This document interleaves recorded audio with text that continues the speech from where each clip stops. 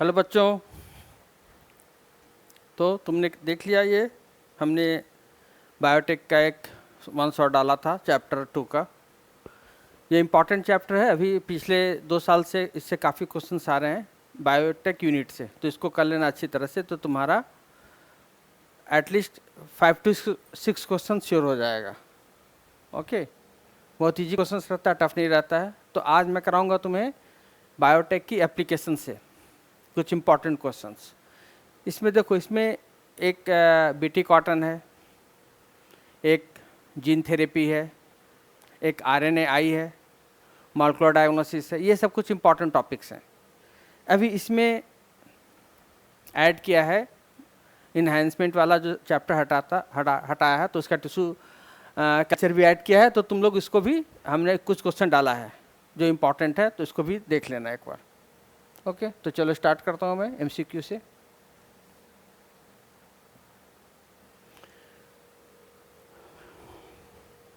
Important MCQ, come PYQ of biotech and its application. So the first question.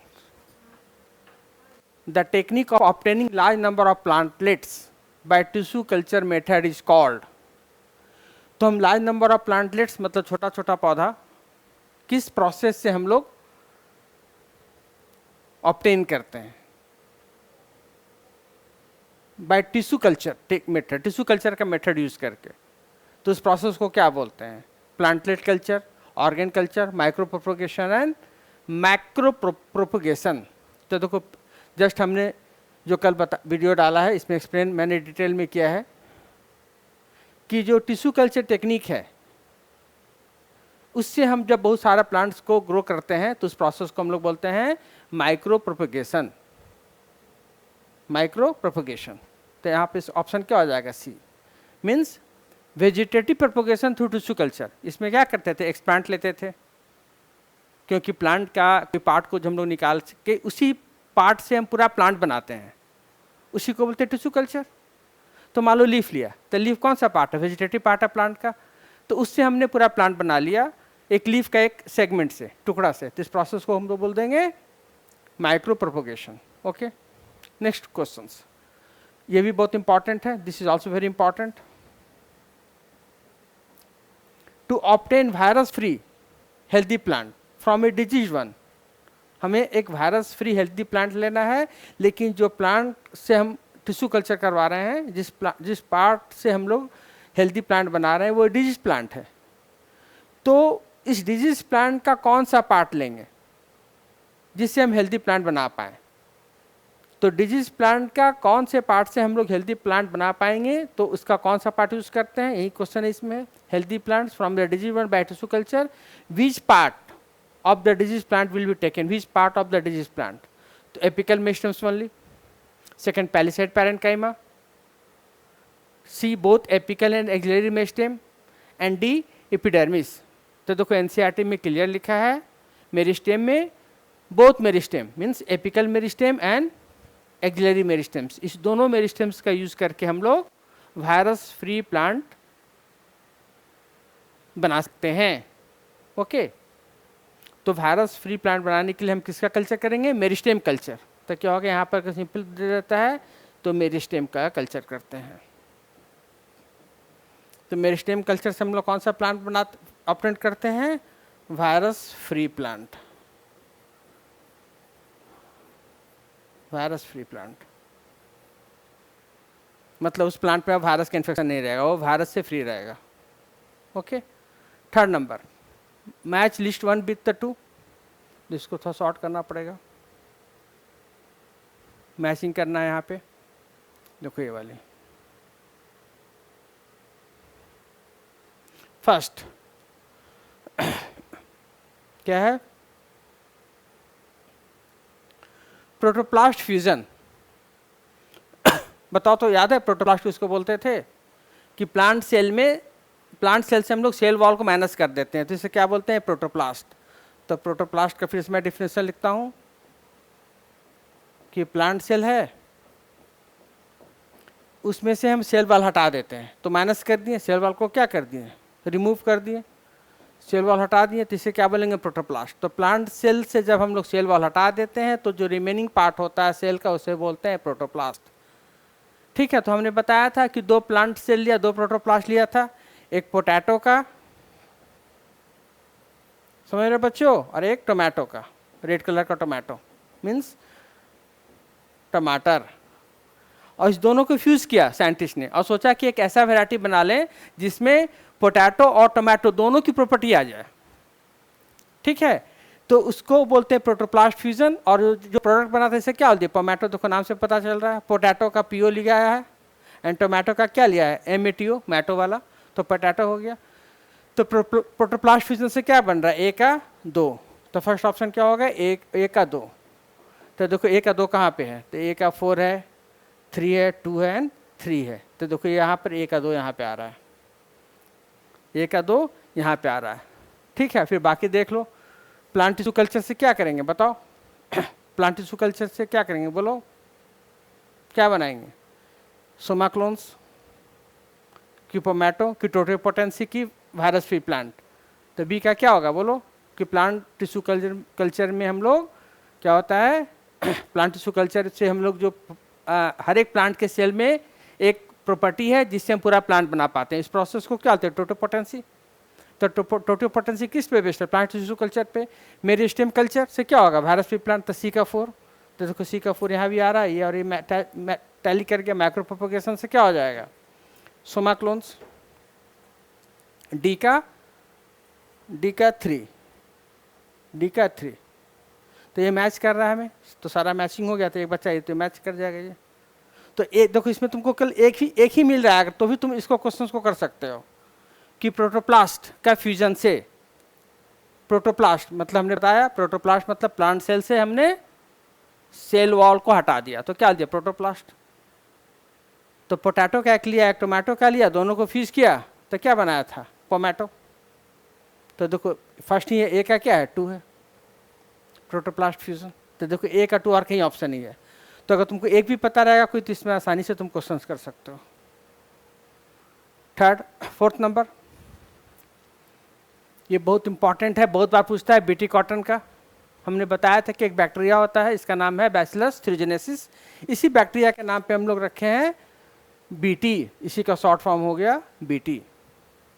ठीक है, तो BT cotton variety that was developed by the introduction of toxin genes of Bacillus thuringiensis is resistant to, मतलब BT cotton में हम लोग किसका gene डाल दिए, बैक्टीरिया का।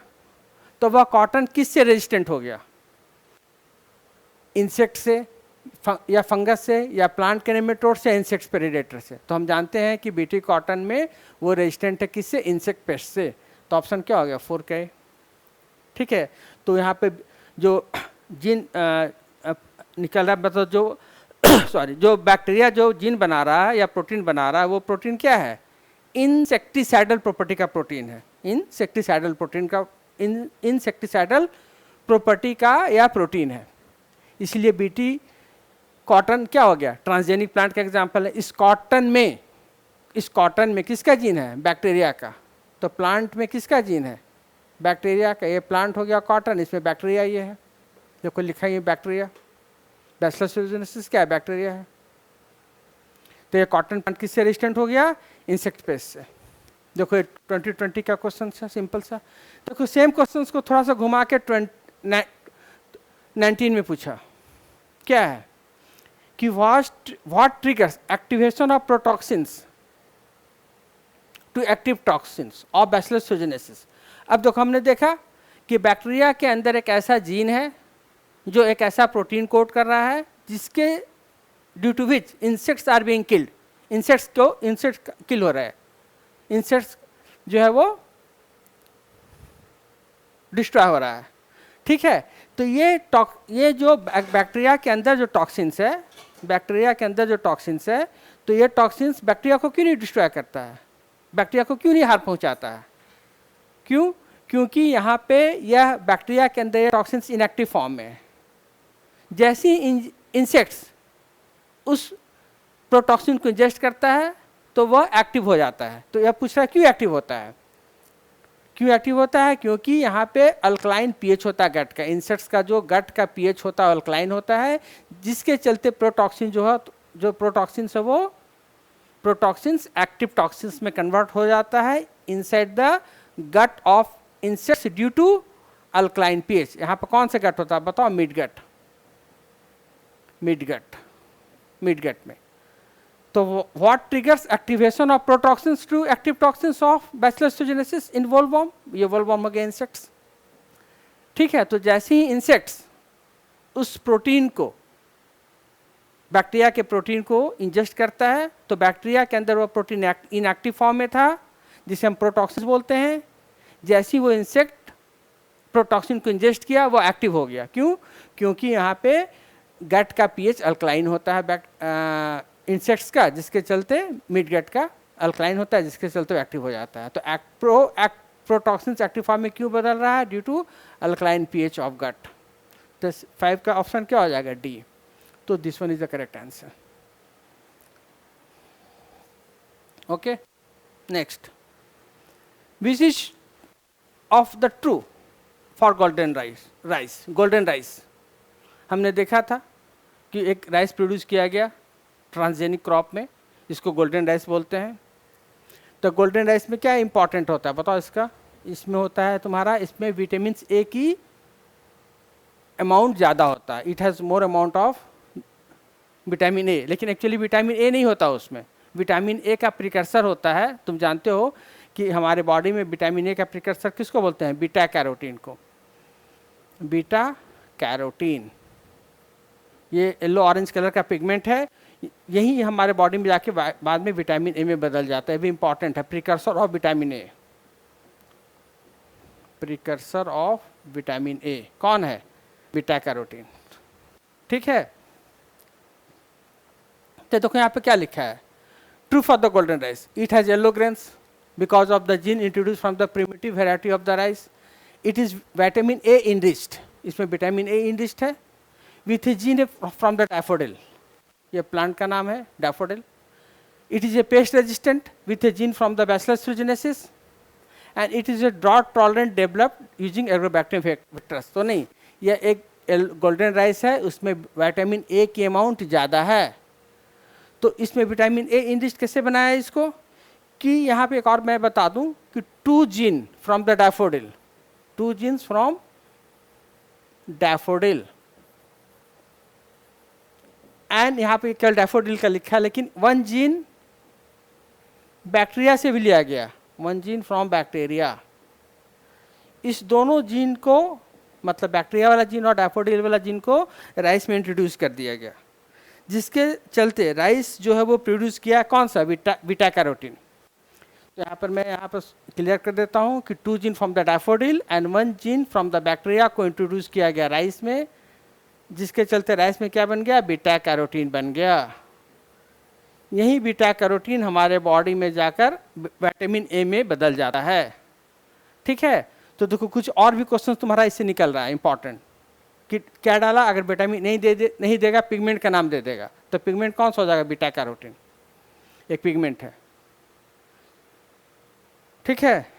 तो वो तुम्हारा विटामिन ए इनरिच्ड हो गया, क्योंकि राइस ही हमारा स्टेपल फूड है, राइस हम लोग ज़्यादा खाते हैं। तो विटामिन ए की जब कमी को ये कंपनसेट कर देगा गोल्डन राइस। अब हमें अलग से विटामिन ए की टैबलेट या सप्लीमेंट या इसकी गोली लेने की, टैबलेट लेने की ज़रूरत नहीं होगी। ओके, इससे भी काफ़ी क्वेश्चन आता है, मैं दिखाऊंगा और भी क्वेश्चन रिपीटेड है वो वाली, ये भी क्वेश्चन आया हुआ है नीट में। Next, which part of the tobacco plant is infected by the meloidogyne incognita? Stem, flower, root and the leaf. तो तुम्हें याद आ रही है कि ये मेलिडोगाइन इनकॉग्निसिया क्या है? एक नेमेटोड है। ये किस पे इन्फेक्ट करता है? टोबैको प्लांट पे। यह एक नेमेटोड है जो इन्फेक्शन किस में करता है? टोबैको प्लांट पे। कहाँ पे? स्टेम में, रूट में कि फ्लावर के लीफ में? तो रूट में करता है, एनसीईआरटी में दिया हुआ, तो आसानी से हो जाएगा ये क्वेश्चन।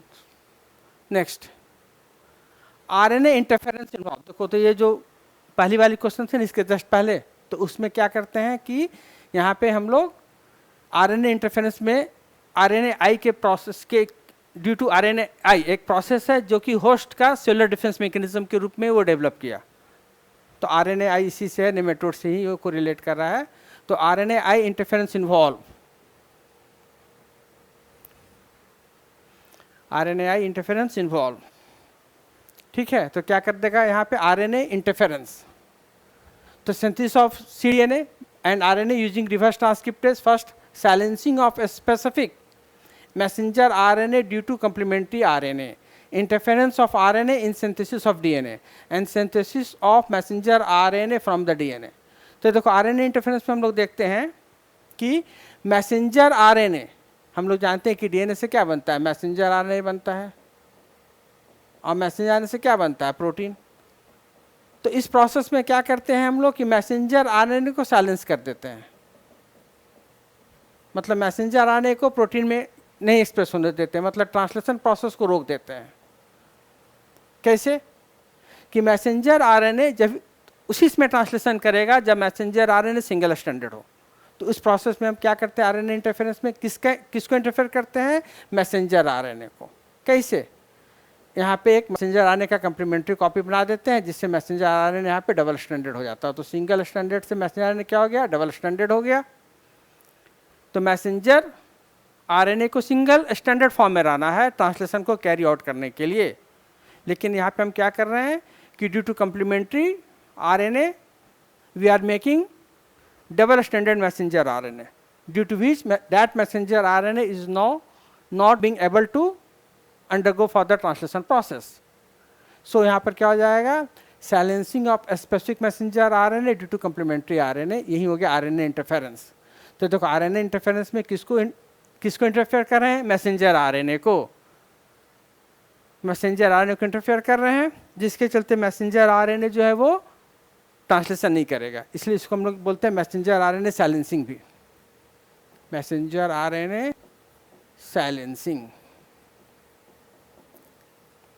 ठीक है। देखो सेम यहाँ पर है कि ये RNA इंटरफेरेंस, देखो ये हो गया RNAi 2011 का ये है कि the process of RNA interference has been used in the development of plant resistant to, तो अभी हमने बताया जस्ट नेमेटोड, मेलिडोगैनी इनकॉग्निसिया जो नेमेटोड था इससे करते हैं, तो यहाँ पर 9 का ये आ गया, ठीक है। तो RNA इंटरफेरेंस से भी क्वेश्चन रहता है, कभी पूछ देगा किससे रेजिस्टेंट करेंगे, कभी पूछेगा किसको हम इंटरफेयर कर रहे हैं, कहीं पूछेगा कि जो नेमेटोड है कहाँ पे इन्फेक्शन कर रहा है, तो नेमेटोड कहाँ इन्फेक्शन कर रहा है, टोबैको प्लांट पे, किस पे, रूट पे, ठीक है। तो RNAi जो है एक प्रोसेस क्या है, eukaryotic host cell defence mechanism है। यहाँ पे लिख देता हूँ, एक और पॉइंट बन गया तुम्हारा, यूकैरियोटिक का होस्ट डिफेंस मैकेनिज्म है।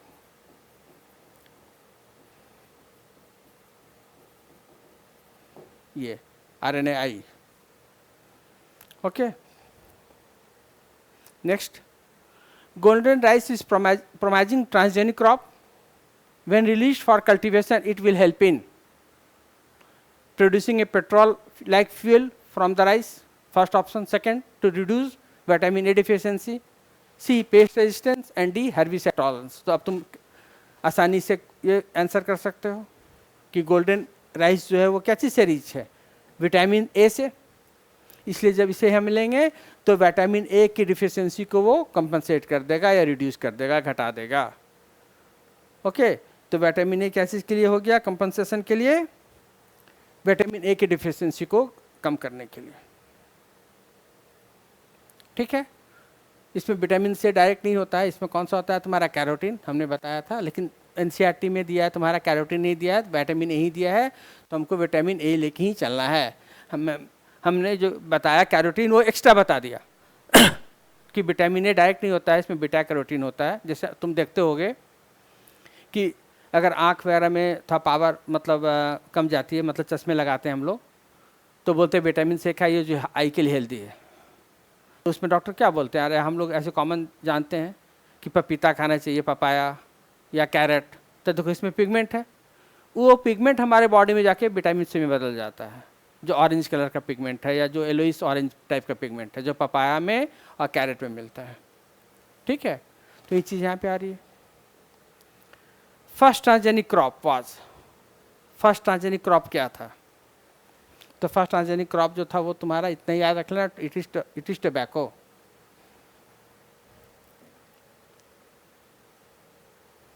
First transgenic crop is tobacco. तो 11 का 1।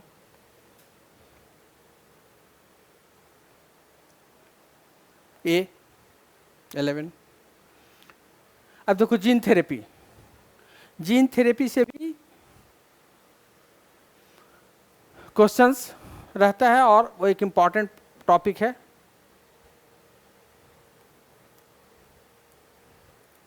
तो in gene therapy of, gene therapy किसका किए थे हम लोग? इंजाइम का, इंजाइम एडिफिशिएंट हमने ऑलरेडी कल वन शॉट में डिटेल में बताया, देखोगे तो एकदम क्लियर हो जाएगा, तुम्हें क्रिस्टल क्लियर हो जाएगा तुम, ठीक है। थोड़ा सा भी कहीं का कन्फ्यूजन होगा तो एक बार इसको एनसीईआरटी या हमने जो वीडियो डाला उसको देख लेना, तो सारा क्लियर हो जाएगा। इंपॉर्टेंट टॉपिक है। जीन थेरेपी किसका देते हैं? कि इंजाइम का। इस इंजाइम का नाम क्या है? Adenosine deaminase deficiency. The patient require, ये जब एडीए हमने बताया था कि एडीए का डिफिशियंसी होता है तो क्या होता है, तुम्हारा इम्यून सिस्टम ठीक नहीं काम करता है, इम्यूनिटी गड़बड़ हो जाती है, इम्यून सिस्टम फेल हो जाता है, इम्यूनिटी नहीं रहता है, ठीक है, इस एंजाइम की डिफिशियंसी से। The patient requires periodic infusion of genetically engineer lymphocytes. तब उसका ट्रीटमेंट में बता रहा है कि अगर प्रॉब्लम हो गया तो जीन थेरेपी, मतलब जीन का ट्रीटमेंट कर रहे हैं हम लोग, तो जीन थेरेपी प्रोसेस में हम लोग क्या देंगे? जेनेटिकली इंजीनियर लिम्फोसाइट देते हैं, ठीक है। तो लेकिन पीरियोडिक चाहिए, यहाँ पे देखो वर्ड दिया पीरियोडिक। पीरियोडिक मतलब हमेशा बार बार इन्फ्यूजन करना पड़ेगा, मतलब चढ़ाना पड़ेगा। क्यों? तो पहला ऑप्शन है retroviral vector introduce into these lymphocytes. दूसरा है gene isolated from the marrow cell producing ADA is introduce into cell as embryonic stage. Third, lymphocyte from the patient blood are grown in culture outside the body. And fourth, genetically engineered lymphocytes are not immortal cells. तो हमें क्यों देना पड़ता है ये? इसलिए देना पड़ता है कि हम जानते हैं कि लिम्फोसाइट जो किसका टाइप है? WBC का टाइप है। WBC का टाइप है तो WBC का अपना लाइफ स्पैन है, जब तक WBC रहेगा तभी तक वो काम करेगा एंजाइम वाला सिस्टम। जब WBC नहीं है तो फिर से डिफिशियंसी हो जाएगी। तो जेनेटिकली इंजीनियर्ड जो लिम्फोसाइट्स है वो इमॉर्टल सेल्स नहीं है, इसलिए बार बार हमें इसका इन्फ्यूजन करना पड़ता है। एनसीईआरटी में क्लियर कट लिखा है, इसको देख लेना अच्छे से, या हमने भी वीडियो में बताया है, ठीक है। Next, which of the following technique does not serve the purpose of early diagnosis of disease for its early treatment. अब देखो यहाँ पर क्या बोल रहा है कि अब किसी को शक है कि इन्फेक्शन हो गया किसी डेडली डिजीज से, जैसे सपोज को किसी को ये शक हो रही है कि उसे एड्स का या HIV का इन्फेक्शन हो गया, बहुत बड़ा प्रॉब्लम आ गया, तो वो बंदा क्या करेगा? वो ये सोचेगा कि हम जितने जल्दी अब डिटेक्ट कर लें तो हम अपना जो भी प्रोटेक्शन है, मेडिसिन फॉर्म या जो भी जैसे कि इसे मैं लेके इसे अर्ली डिटेक्शन करके उसको कंट्रोल में कर लें, ठीक है। तो कौन से टेक्निक से, देखो क्वेश्चंस को अच्छे से पढ़ लेना है पहले कि ये पूछ क्या रहा है। तो कौन सा technique doesn't serve the purpose, मतलब वो डिजीज को अर्ली डायग्नोस नहीं कर पाता है फॉर इट्स अर्ली ट्रीटमेंट। तो which one of the following technique doesn't serve the purpose of early diagnosis of disease for its early treatment?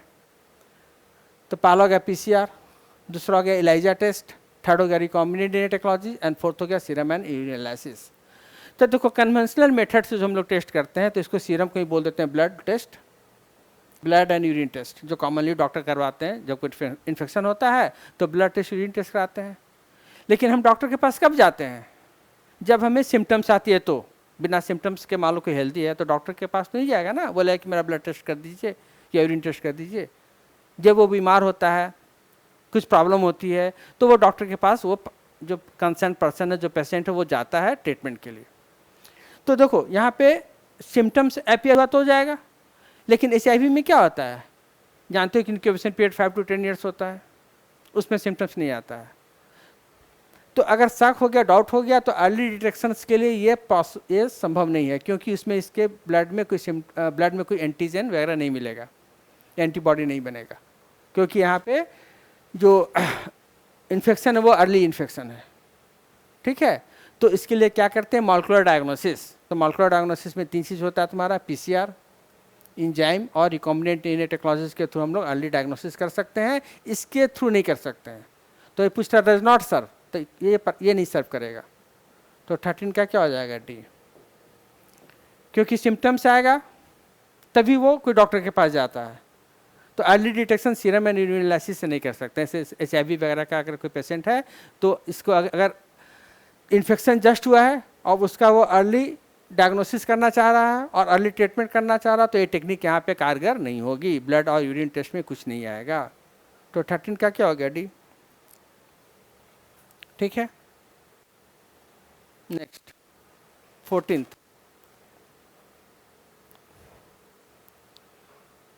एक और है इसमें option,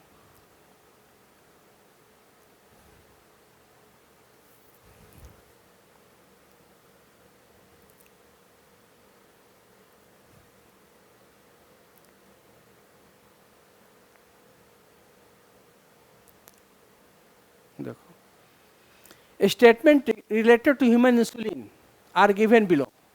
which statement is are correct about the genetically engineered insulin. देखो यहाँ पे किसके बारे में बोल रहा है कि जो इंसुलिन हम लोग जेनेटिक इंजीनियरिंग प्रोसेस या रिकॉम्बिनेंट डीएनए टेक्नोलॉजी से बनाते हैं, इसके लिए कौन सा स्टेटमेंट करेक्ट है। Correct, first, pro hormone insulin contain extra stretches of C peptide.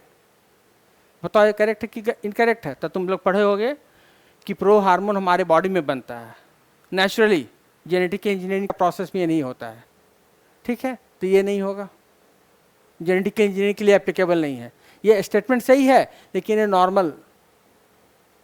Normal जो हमारे बॉडी में प्रोड्यूस हो रहा है, नॉर्मली है जो हमारे बॉडी में जो बन रहा है नॉर्मली बॉडी में, तो कौन सा हो जाएगा, ये वाली प्रो हार्मोन वाली। सेकेंड है, A peptide and B peptide chain of insulin were produce separately in the E. coli, structured and combined by creating disulfide bond between them. Third है, insulin used for treating diabetes was extracted from cattle and the pigs. D, pro-hormone insulin needs to be processed for converting into the mature and the functional hormone. Some patient develop allergic reaction to the foreign insulin. अब ये 5 statement में से कौन कौन सा statement सही है। तो देखो यहाँ पर हमने देखा था कि यहाँ पे 3 पेप्टाइड होता है, ए, बी और सी, 3 पेप्टाइड होता है, ठीक है। इसमें ऐसे था बना हुआ फिगर, तुम देखोगे एनसीईआरटी वाले में। तो ए पेप्टाइड, बी पेप्टाइड और एक और पेप्टाइड होता है सी पेप्टाइड। ये सी पेप्टाइड एक्स्ट्रा होता है, ठीक है। यहाँ पे ह्यूमन बींग में 2 ही पेप्टाइड होता है फंक्शनल, ए और बी, ये 2 पेप्टाइड है, ठीक है। तो यही 2 पेप्टाइड का कॉम्बिनेशन होता है। सी पेप्टाइड हट जाता है नॉर्मल केस में। नॉर्मल केस में जो हमारा बॉडी इंसुलिन बनाता है तो वो प्रो इंसुलिन बनाता है जिसमें सी पेप्टाइड रहता है, और वह इंसुलिन जब मैच्योर होता है तो उसमें सी पेप्टाइड हट जाता है और 2 पेप्टाइड मिलकर मैच्योर हो जाता है। लेकिन यहाँ पर क्या बोल रहा है, नॉर्मल नहीं बोल रहा है, यहाँ पर बोला जेनेटिकली इंजीनियर प्रोसेस जो बन रहा है, ठीक है। तो इसमें तो प्रो हार्मोन में तो ये होगा, A peptide, C peptide chain of the insulin were produced separately in E. coli, extracted and combined by creating disulfide bond between them. Yes, ये सही है कि साइंटिस्ट क्या किए कि ए पेप्टाइड अलग बनाए, बी पेप्टाइड अलग बनाए और दोनों के बीच में कौन सा बॉन्ड जोड़ दिया, डाइसल्फाइड बॉन्ड जोड़ दिए। ई कोलाई में बनाया गया ये। तो जेनेटिक इंजीनियर के बारे में पूछ रहा है तो बी सही है, तो चलो बी तो सही हो गया, लेकिन ए सही नहीं होगा। यहाँ पे जेनेटिकल इंजीनियर इंसुलिन के लिए सही नहीं होगा, नॉर्मल के सही होगा। सेकंड हो गया insulin used for treating diabetes was extracted from the cattle and the pig, ये भी निकाला गया था पहले, सही है, ठीक है। तो ये भी नहीं होगा, इसलिए applicable. Pro hormone insulin needs to be processed for converting to the mature and functional hormone, ये भी सही है। किसमें, हमारे बॉडी के लिए, नॉर्मल बॉडी में ये होता है, प्रोसेसिंग में ही हो गया, सी हट गया। तो यहाँ पे जो कैटल और दूसरे से निकाला गया तो उससे एलर्जी रिएक्शन होता था फॉरेन इंसुलिन से, भी सही है। तो इसमें कौन सा स्टेटमेंट सही है, इसमें केवल सही है तुम्हारा ये वाली, ये भी नहीं होगा, ये भी नहीं होगा। ये सब नॉर्मल के लिए है, जेनेटिकली इंजीनियर के लिए नहीं है। तो जेनेटिकली इंजीनियरिंग के लिए, जेनेटिकली इंजीनियर्ड इंसुलिन के लिए कौन सा ऑप्शन सही हुआ बच्चों, बताओ, केवल बी वाली ऑप्शन। तो 14 का क्या हो गया, बी। ओके, नेक्स्ट 15 NIT 21 का क्वेश्चन है, nowadays it is possible to detect the mutated gene causing cancer by allowing radioactive probe to hybridize its complementary DNA in a clone of cell, followed by direction using autoradiography, because mutated gene does not appear on photography film as the probe has complementary with it. B, mutated gene partially appears on a photography film. C, mutated gene completely and clearly appears on a photography film. And D, mutated gene doesn't appear on the photography film as the probe has no complementary with it. हमने कल बताया detail में इसको कि जब probe डालते हैं, probe क्या होता है, सिंगल स्टैंडर्ड न्यूक्लिक एसिड जिसमें रेडियो एक्टिव से टैगिंग होती है, तो उससे जब हम डालते हैं कैंसर के किसी पेशेंट पे कैंसर सस्पेक्टेड है तो उसको पता करने के लिए मॉलिक्यूलर डायग्नोसिस में प्रोब डालते हैं, तो अगर जीन म्यूटेशन हो जाएगा तो वो अपीयर नहीं होगा फोटोग्राफी फिल्म पे, क्योंकि म्यूटेशन हुआ तभी तो कैंसर हुआ, म्यूटेशन नहीं रहेगा तो प्रोब जो होगा क्या करेगा, कंप्लीमेंट्री बेस पेयरिंग बनाएगा और अपीयर हो जाएगा। तो यहाँ पर mutated gene does not appear on the photography film as probe has no complementary with it. अगर म्यूटेशन नहीं रहता, कैंसर वाली प्रॉब्लम नहीं रहती तो अपीयर हो जाता, लेकिन यहाँ पे म्यूटेटेड जीन हो गया, तो 15 का क्या हो गया, D, does not appear. Probe में हमने कल डिटेल इसको बताया था, कंप्लीमेंट्री बेस पेयरिंग लेके भी वन शॉट वाले में, अगर तुम्हें याद आ रही होगी तो ठीक है, नहीं तो जस्ट उसको देख लेना, नहीं तो एनसीईआरटी में मॉलिक्यूलर डायग्नोसिस में लास्ट पैराग्राफ है ये चीज़। विथ रिगार्ड टू इंसुलिन, अब देखो फिर इंसुलिन की बात आ रही है। With regard to insulin choose correct option. Insulin क्या है, हार्मोन है, जो प्रोटीन का बना हुआ हार्मोन है, तो इसमें दो पेप्टाइड है, ए पेप्टाइड और बी पेप्टाइड, तो C peptide is not present in the human insulin, सही बात है। मैच्योर इंसुलिन में नहीं रहता है, जो प्रो इंसुलिन रहता है इनएक्टिव फॉर्म में, इसमें सी पेप्टाइड होता है, तो कोई सही है, ठीक है। Second, the insulin produce by rDNA technologies has the C peptide, नहीं, जो इंसुलिन आरडीएनए टेक्नोलॉजी के द्वारा प्रोड्यूस हुआ था इसमें केवल ए एंड बी ही पेप्टाइड था, सी पेप्टाइड नहीं था, तो देखो ये वाली नहीं होगा स्टेटमेंट, ये गलत है।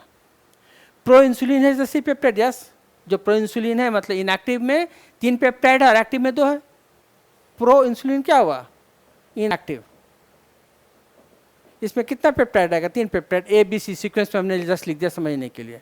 ये कन्वर्ट हो जाएगा किस में, इंसुलिन में, इंसुलिन मतलब एक्टिव फॉर्म, और ये हो जाएगा इनएक्टिव।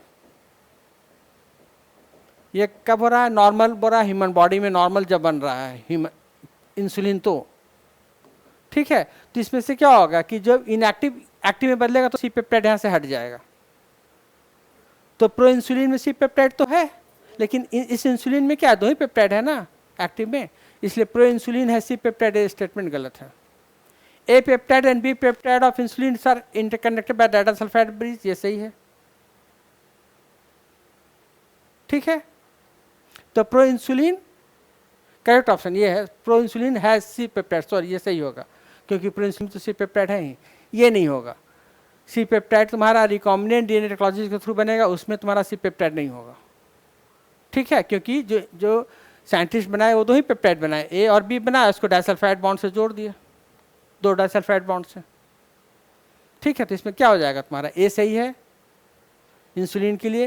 प्रो इंसुलिन में सी पेप्टाइड हमने बताया, सी पेप्टाइड तो है ही, तो C peptide is not present mature insulin, तो देखो मैच्योर इंसुलिन ये है, मैच्योर इंसुलिन ये है, तो इसमें सी पेप्टाइड नहीं, इसमें कितना पेप्टाइड है, 2, ए बी है, तो ये स्टेटमेंट सही है। Insulin produce by the rDNA technology है सी पेप्टाइड, नो नहीं है। Pro insulin has the C peptide, thus pro insulin C peptide है। ए और बी पेप्टाइड जो इंसुलिन का होता है जब मैच्योर कर जाता है तो दोनों ए और बी पेप्टाइड डाइसल्फाइड बॉन्ड से जुड़ जाता है, ये देखो डाइसल्फाइड ब्रिज या डाइसल्फाइड बॉन्ड से जुड़ा रहेगा, तो जुड़ा हुआ है, कनेक्टेड है, तो कौन सा ऑप्शन सही हो गया, डी, 16 का D, A C and D is correct answer, 16 का D, okay. Next, adenosine deaminase deficiency results into, हमने बताया है एडीए वाला हो गया, फिर कि ये सबसे पहले 4 इयर्स ओल्ड गर्ल को दिया गया था जिसमें एडीए की डिफिशियंसी थी, and this enzyme is very essential, plays a very important role in the development of the immune system, and this gene has this disease happens occurs due to the deletion of the gene. जीन का deletion हो जाता है। कौन सा gene का deletion हो जाता है? वो gene which that gene which codes for the adenosine deaminase. The gene which is coding for the adenosine deaminase gets deleted, and when the gene is not present, then there will be no formation of adenosine deaminase, and that adenosine deaminase enzyme plays a very crucial role in the development of the immune system, means help in the formation of T lymphocytes. तुम जानते हो T lymphocytes का बहुत important role है, ads में पढ़े हो तुम लोग। तो क्या हो जाएगा यहाँ पे? देखो 2020 का क्वेश्चन है dysfunction of the immune system, ये सब नहीं होगा, डिसफंक्शन ऑफ इम्यून सिस्टम। तो जहां अगर आ रहा है डीएमिनेज का डिफिशियंसी, तो इम्यूनिटी पे बात आ रही है। कौन सा इम्यूनिटी? एससीआईडी, हमने बताया था कल वीडियो में, SCID, severe combined immuno deficiency. Okay, next, match the following column and correct option. देखो ये इसमें भी है। देखो जनरली नीट में जो ऑप्शन रहता है ना मैचिंग वाला, वो बहुत सिंपल रहता है। जनरली एक से ही पकड़ लेते हैं, कभी हुआ तो 2, रेयरली 3, मोस्ट कॉमनली 1, 90% रहता है 1 पे, 70% रहता है 2 ऑप्शन पे, एंड 50% रहता है 3 ऑप्शन पे। 3 ऑप्शन रहेगा 50% चांस में। देखो इसमें देखो हम लोग कितना ऑप्शन को देखते हैं। तो बीटी कॉटन, बहुत हमने बीटी कॉटन के बारे में जिक्र कर लिया है। बीटी कॉटन में, ये कॉटन में किसका जीन रहेगा? बैक्टीरिया का। कौन से बैक्टीरिया? बैसिलस थ्यूजेनेसिस। देखो यहाँ पे है बी एंड टी, तभी तो बीटी कॉटन है। तो ए का क्या हुआ? 4। देखो यहाँ पे ए का 4 आ गया, तो कहीं पे आ गया तुम्हारा जस्ट 1 से। अब तुमको दूसरा पढ़ने की भी जरूरत नहीं है, सीधे तुम्हारा आंसर आ गया। जस्ट फास्ट करने के लिए नीट के एग्जाम में time management is very important. हमें एक क्वेश्चंस को, बायो की एक क्वेश्चंस को हमें 40 से 50 सेकंड में करना है, कॉन्सेंट्रेट करके, ठीक है, सो डैट कि तुम्हें कुछ न्यूमेरिकल्स बनाने में, फिजिक्स केमिस्ट्री में ज़्यादा टाइम मिल जाए। तो 18 का क्या हो गया? ए। अब बाकी तुमको पता ही है कि एडिनोसिन डीएमिनेज, देखो ये वाली फिर आ गई। ये क्या हो जाएगा तुम्हारा? जीन थेरेपी में हम लोग दे रहे हैं इसको, आरएनए आई है, तो देखो बी का क्या हो जाएगा? 1, तो बी का 1। आरएनए आई, आरएनए इंटरफेरेंस किस में देते हैं? Cellular defence. किसका? सेलुलर डिफेंस, यूकैरियोटिक सेल का। प्रोकैरियोटिक सेल का, प्रोकैरियोटिक सेल का सेलुलर डिफेंस क्या होगा? बताओ तो, याद अगर आएगी तो तुम अपने रिकॉल कर लेना, मैं बता चुका हूं। जस्ट तुम अपना रिकॉल कर लेना कि यूकैरियोटिक डिफेंस का, यूकैरियोटिक सेल्स का डिफेंस मैकेनिज्म है आरएनए आई, तो प्रोकैरियोटिक सेल्स का डिफेंस मैकेनिज्म क्या होगा? हमने ऑलरेडी वीडियो में बना दिया, तुम्हारा हिडन आंसर है। हिडन क्या? तो मैं इसको बता चुका हूँ। PCR, PCR is a very powerful molecular diagnostic test use for the detection of HIV infection. तो देखो डी का 3 हो गया, ठीक है ना। तो इस तरह से तुम देख लिए यहाँ पे ये वाली ऑप्शन आ रही है हमारी। समझ रहे हो?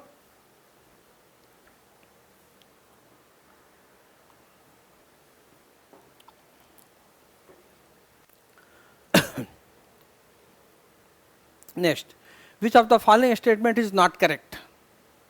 देखो फिर से आ गए हम इंसुलिन पे, कौन सा करेक्ट नहीं है? मतलब 3 इसमें करेक्ट होगा, कौन सा इनकरेक्ट है ये तुम्हें पहचानना है, ठीक है। बहुत सिंपल सा है। देखो नीट 2020 का ये क्वेश्चन है, इससे एक दो क्वेश्चन रहना ही रहना है इस चैप्टर से। अब बहुत इजी क्वेश्चन रहता है, थोड़ी सी ध्यान से करोगे आसानी से हो जाएगा।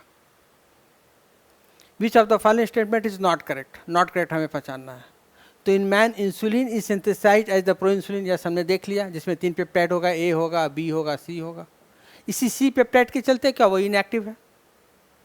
यही देखो यहाँ पर आ गया तुम्हारा, the pro insulin has an extra peptide called the C peptide. तो देखो ये भी सही है और ये भी सही है कि मैन में इंसुलिन का जो सिंथेसाइज्ड होता है वो एक इनएक्टिव फॉर्म में होता है, इसे हम प्रो इंसुलिन बोलते हैं। मैच्योर इंसुलिन में 2 ही पेप्टाइड है, ए और बी, तो सी पेप्टाइड हटेगा ना, तभी तो ए और बी वाला पेप्टाइड मिलके क्या बनाएगा? फंक्शनल इंसुलिन या एक्टिव इंसुलिन या मैच्योर इंसुलिन, कुछ बोलो एक ही बात है। फंक्शनल, मैच्योर या एक्टिव, ऑल आर सेम। अब देखो फंक्शनलिटी आप दे दिया, has an the B chain, okay सही है। Link together by the hydrogen bonds, ठीक है। Genetically engineered insulin is produce in the E coli, देखो ये भी सही है कि जेनेटिकली इंजीनियर्ड इंसुलिन को इकोलाई में बना था। लेकिन देखो अब यहाँ पर क्या, मैं 2 बार ऑलरेडी बता चुका हूँ तुम्हें, या शायद 3 बार बता चुका हूँ पिछली बार, अभी इसी वीडियो में 3 टाइम्स मैंने I have repeated that A and B chain are link together with the help of which bond, disulphide bond, disulphide bond, A and B are held together with the help of disulphide bond. देखो यहाँ पर क्या कर दिया, hydrogen bond दे दिया, बहुत मैन्यूट है और बहुत ही इजी डिटेक्ट करना है, ठीक है। तो कौन सा हो गया, the functional insulin A and B link together by the disulphide bond, okay got it. तो कौन सा इसमें करेक्ट नहीं है, तो सी इज नॉट करेक्ट, 19 का सी इज नॉट करेक्ट। तो कौन सा ऑप्शन हो जाएगा, सी। तो 19 का सी, ठीक है। इसको हटा दो नहीं तो कंफ्यूजन होगा कि कौन सा सही है। तो 19 का सी,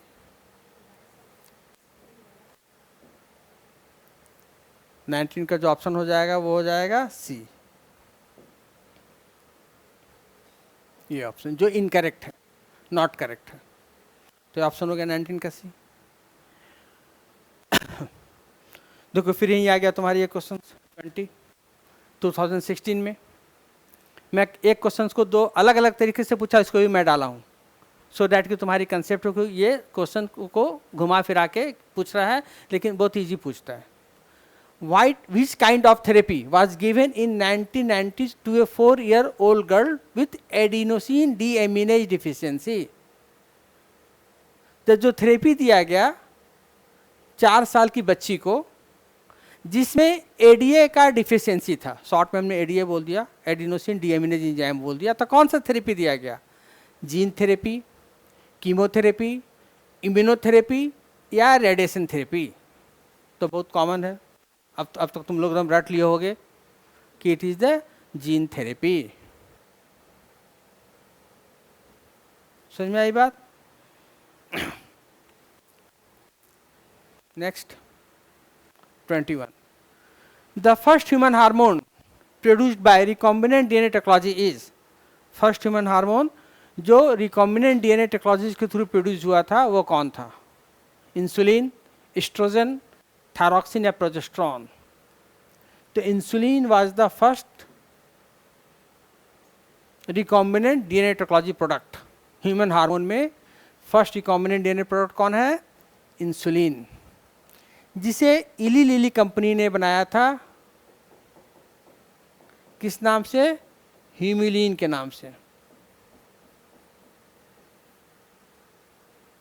ह्यूमिलीन के नाम से। ये ह्यूमिलीन इसका वो अपना वो ट्रेड नेम रखा था इंसुलिन का, ठीक है। तो फर्स्ट ह्यूमन हार्मोन जो आरडीएनए टेक्नोलॉजी के थ्रू प्रोड्यूस किया गया वो कौन है, इंसुलिन। इस कंपनी की नाम होगी इली लिली, और जो प्रोडक्ट रखा इंसुलिन का वो ह्यूमिलीन, मतलब ह्यूमिलीन इज इंसुलिन, ओके। देखो फिर यही सेम क्वेश्चंस 12 में, the first clinical gene therapy was given for treating diabetes mellitus, chickenpox, rheumatoid arthritis and adenosine deaminase deficiency। तो ये तो क्लियर ही अभी तक है, जो हमने बताया था 1990s में 4 ईयर ओल्ड गर्ल को दिया गया था, किसके डिफिशियंसी के लिए, एडीए के लिए। तो 22 का क्या हो गया, डी। समझ में आई बात। नेक्स्ट देखो ये फिर एडीए पे आया, तो एडीए से बहुत सारा क्वेश्चन आता है, इसलिए बहुत छोटा टॉपिक, अच्छे से पढ़ लोगे तो सारा क्वेश्चन किसी भी तरीके से पूछेगा तो कर सकते हो। The genetic defect adenosine deaminase ADA deficiency में बी क्योर्ड परमानेंटली। अब हम परमानेंट क्योर की बात कर रहे हैं कि परमानेंटली इसको कैसे क्योर किया जा सकता है, इसकी कौन सी ऑप्शन है। तो फर्स्ट ऑप्शन है एडमिनिस्ट्रिंग एडिनोसिन डीएमिनेज एक्टिवेटर्स। तो इस तरह से कुछ एक्टिवेटर्स होता ही नहीं है, जस्ट नहीं डाल दिया ये। introducing bone marrow cell producing ADA into the cells at early embryonic stage. B option. C option, enzyme replacement therapy. And D option, periodic infusion of genetically engineered lymphocytes having functional ADA CDA.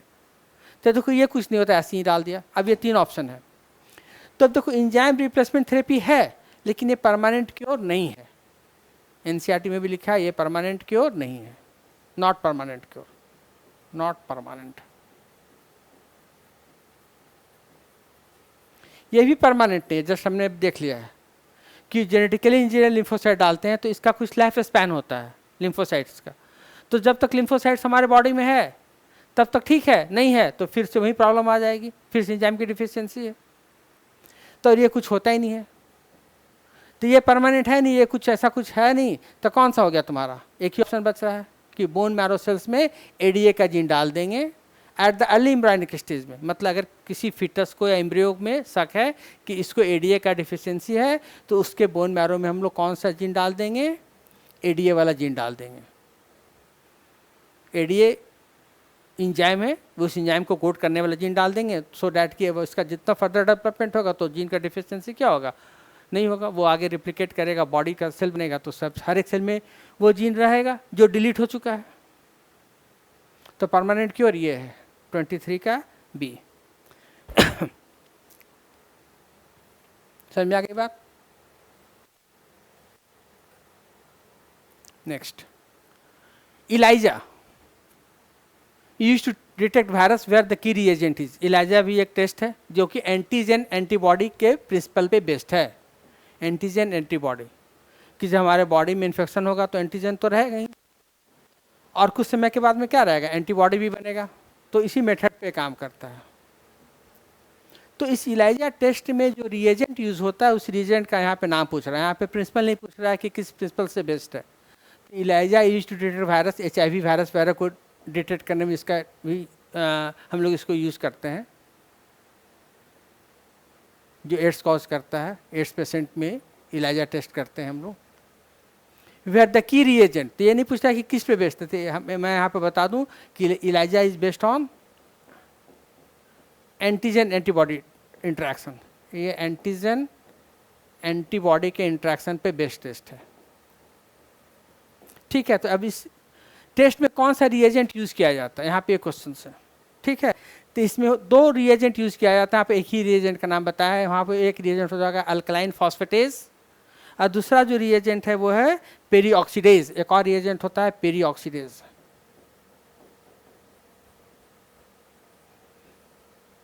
One reagent and second reagent is the alkaline phosphatase.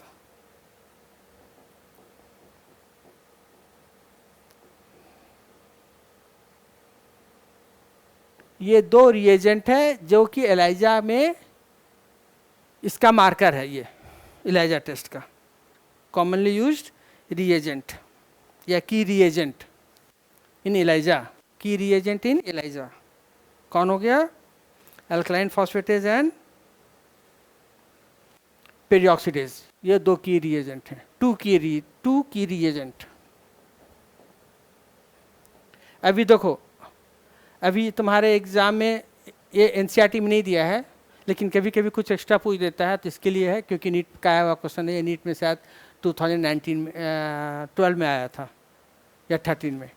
तो ये भी NEET का ही है एक paper. तो alkaline phosphatase तो दे दिया, तो यहाँ पर हमने लिख दिया. लेकिन अगर मान लो पेरीऑक्सीडेज होगा तो तुमको ये भी जाना है कि 2 रिएजेंट है, तब तुम्हारा कुछ एक्स्ट्रा यहाँ पे एज हो गया, कुछ तुमको एक्स्ट्रा कुछ जान गया कि इलाइजा में वायरस का डिटेक्ट होता है.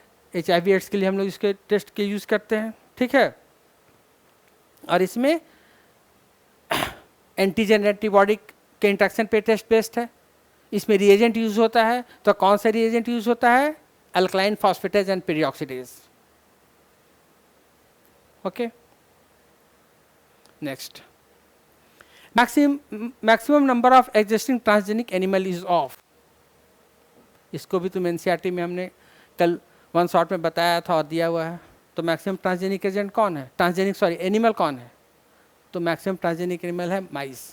95% जो है वो माइस है. ठीक है. Next, a new variety of rice was patented by a foreign company. Though such varieties have been present in India for a long time. This is related to NIT 2018 का CO667, सरवती सोनोरा, लर्मा रोजो and basmati. तो हमने बताया था कि बासमती हमारा बहुत ही पुराना राइस का वैरायटी है, बहुत डॉक्यूमेंटेड वैरायटी है, बहुत एरोमा होता है उसमें। तो ये यूएस की कंपनी क्या की कि इस इंडियन राइस के वैरायटी को सेमी डॉर वैरायटी से हाइब्रिडाइज कराया, सेमी डॉर वैरायटी से हाइब्रिडाइज कराया। एनसीईआरटी के लास्ट पेज में दिया है और हमने ही बताया कल अपने वीडियो में। और एक नया वैरायटी राइस का प्रोड्यूस कर लिया गया बासमती का, क्योंकि बासमती का रही वो उन्होंने इंडिया से वो ले आके उनको हाइब्रिडाइज, उस बासमती राइस को सेमी डॉर वैरायटी से हाइब्रिडाइज करा के एक वैरायटी बना लिया। उसको उन्होंने बोल दिया कि एक नया है, और उस पर वो पेटेंट वो कर लिया। पेटेंट मतलब क्या हो गया, इसका कॉपीराइट हो गया, एक तरह से हम बोल सकते हैं इसका कॉपीराइट हो गया। अब दूसरा कंपनी या सेलर उसको बेचेगा तो डेट इज इलीगल, ठीक है। तो इसको अभी हमने गवर्नमेंट ऑफ इंडिया भी इसको रोकने के लिए कुछ नियम लाई है कि इसको कोई भी अनऑथराइज यहाँ पे नहीं कर सके, ठीक है। तो कौन सी हो गई तुम्हारी बासमती राइस, एनसीईआरटी के पेज में दिया है ये वाले बासमती राइस का है। तो 26 का डी। तो ये कुछ इंपॉर्टेंट क्वेश्चन थे बायोटेक एंड एप्लीकेशन से, इसको कर लेना। तो इसमें जो इंपॉर्टेंट है वो कौन कौन सा है, बीटी कॉटन वाली, ठीक है। इसके बाद है तुम्हारा इंसुलिन का, आरएनएआई,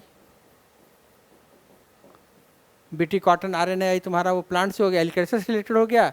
इंसुलिन वाला और जीन थेरेपी, जीन थेरेपी जिसमें किसका हो गया, एडीए वाला।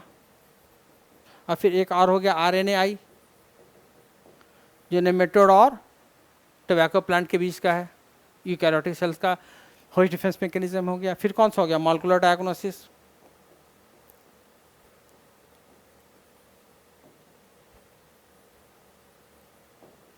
जिसमें क्या क्या हो जाएगा, पीसीआर हो जाएगा, रिकॉम्बिनेंट डीएनए टेक्नोलॉजी हो जाएगा और इलाइजा टेस्ट हो जाएगा। तो ये सब कुछ इंपॉर्टेंट टॉपिक है, इसमें तुम देख लेना तो तुम्हारा ये चैप्टर पूरा हो जाएगा। इसमें से क्वेश्चंस बहुत इजी रहते हैं और तुम लोग इसको कर सकते हो अगर थोड़ा सा ध्यान से कर लोगे तो। और हमने जितना क्वेश्चंस बनाया आई एक्सपेक्ट कि इसी से तुम्हारा राउंड अबाउट ये क्वेश्चंस एग्जाम में भी आने की चांसेस है 2024 में। तो जस्ट 2-3 घंटे दे दो बायोटेक पे, तो तुम्हारा एक चैप्टर तुम्हारा करीब करीब 5 to 6 क्वेश्चंस का तुम्हारा श्योर शॉर्ट हो जाएगा। 5 to 6 क्वेश्चन मतलब 20 to 20 मार्क्स। अगर 4-5 क्वेश्चन रहता है तो 20 मार्क्स, 6 क्वेश्चन रहता है तो 24 मार्क्स। ये तुम्हारे श्योर शॉर्ट हो जाएंगे, तुम्हारे नीट कमी एग्जाम में इन्हांसमेंट होगा तुम्हारा मार्क्स में। ओके बच्चों, चलो see you again in the next video.